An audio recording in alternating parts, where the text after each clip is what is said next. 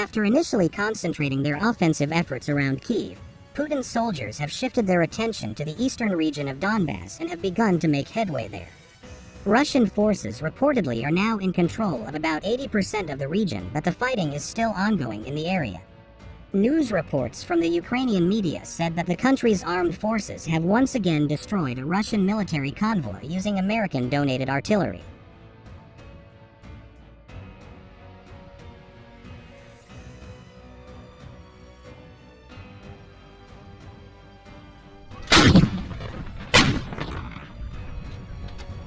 The footage published by the Ukrainian Armed Forces on Facebook clearly shows M777 howitzers of the Ukrainian 81st Air Mobile Brigade pounding Russian equipment in the country's eastern region, destroying an MBT in addition to reportedly 2 IFVs.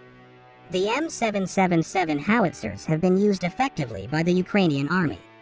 Earlier this week, Ukraine's National Guard also destroyed 3 of Russia's MLRS multiple rocket launch systems using the howitzers. The MLRS, rocket launchers that are mounted on self-propelled vehicles, were destroyed in the area around Severodonetsk, a strategic city in eastern Ukraine. The country's defense ministry shared a video on Twitter early Monday with the footage attributed to Ukraine's Special Operations Forces.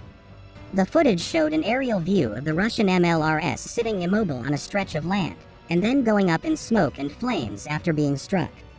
Its intelligence provided by the country's Special Operations Forces allowed the National Guard to successfully destroy the Russian MLRS, the ministry said.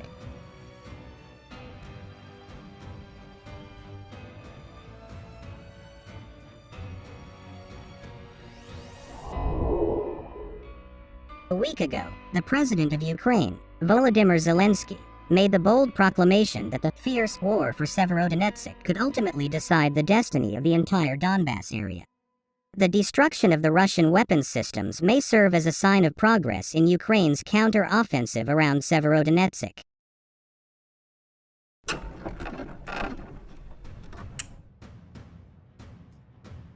On other development, Canada is reportedly to send $9 million Canadian dollars of replacement barrels for howitzer guns to Ukraine. Canada will provide 10 replacement barrels for M777 howitzer artillery guns to Ukraine in new military aid valued at $9 million Canadian dollar or $6.9 million in US dollar, the Canadian Defense Minister said on Wednesday, Reuters reported. We will continue to work around the clock to provide Ukraine with the comprehensive military aid that it needs to defend its sovereignty and security, Defense Minister Anita Anand said in a statement. Canada donated the M777 howitzers to Ukraine earlier, and the replacement barrels are needed to maintain their distance range and accuracy.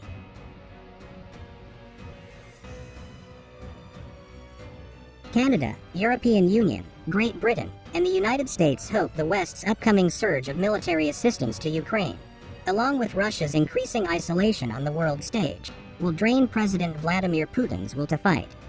The danger of Russia swallowing its neighbor and pursuing other revanchist ambitions is so high that Biden administration officials said they are willing to risk the global economic turmoil that could accompany a protracted war.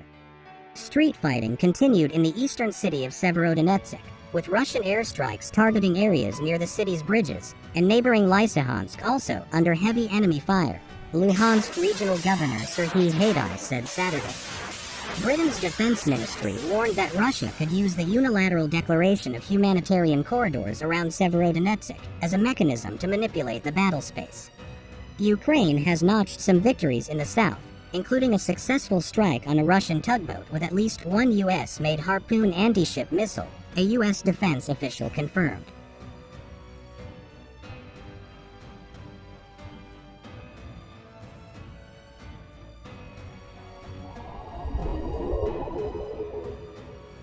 A land-based anti-ship missile sank a Russian Navy tugboat unloading air defense missiles and service personnel on the Russian Federation-occupied Zamini Island in the northwest Black Sea. According to Ukraine Armed Forces official announcement, the strike took place in the early hours of June 17th and hit the Russian ship as it was tied up at a pier. The naval forces of Ukraine have destroyed yet another, nothing like it anywhere in the world system, this time aboard a tugboat carrying a Tor anti-aircraft system. The Russian Black Sea vessel Vasily Bek was hit while transporting ammunition, military materials, and military service personnel from the Black Sea Fleet, a Ukrainian Navy statement said in part. A video made public by the Ukrainian Armed Forces showed what appeared to be a low-flying missile detonating in a nighttime strike against a vessel next to a shoreline. It was not possible to determine the location of the images. There was no immediate public response from Russian government news platforms.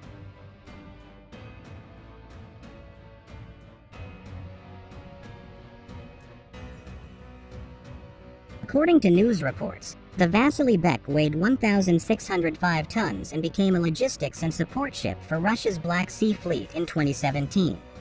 Maxim Marchenko, head of the Odessa Regional Defense Command, said a U.S.-built Harpoon anti-ship missile had struck the tugboat.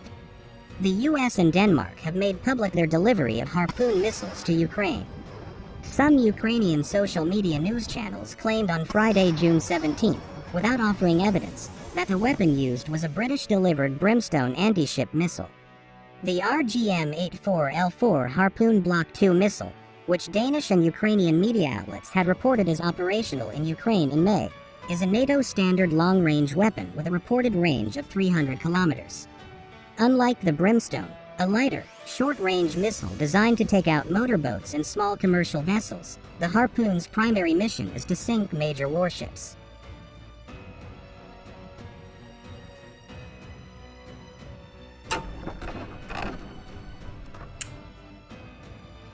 Ukraine's version of the Harpoon, the domestically developed Neptune missile, critically damaged the missile cruiser Moskva, the Russian Black Sea Fleet's flagship, in a nighttime strike by two weapons on April 13. The Moskva had been patrolling near Zamini Island and sank on April 14. More than 300 sailors and officers on the Moskva reportedly died from injuries or drowning. Kremlin spokesmen have repeatedly denied the Ukrainian armed forces' involvement, claimed the Moskva had an accidental onboard fire and then sank in a storm, and that the vast majority of the crew were saved. Multiple international news sources and military analysts have said Ukrainian missiles sank the warship with a major loss of life.